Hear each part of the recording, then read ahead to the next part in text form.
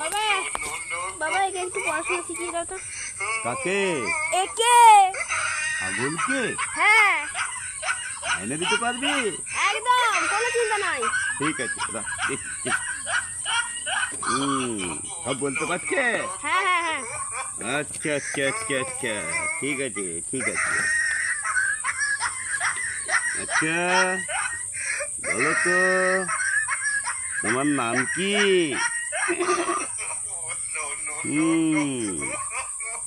তোমার বাড়ি কোথায়? এটা সব বলছে। আচ্ছা আচ্ছা, বুঝতে পেরেছি। তোমার আচ্ছা বলো দেখিনি, এবার দেখছি এপ্রিলের পর কি মাস আছে?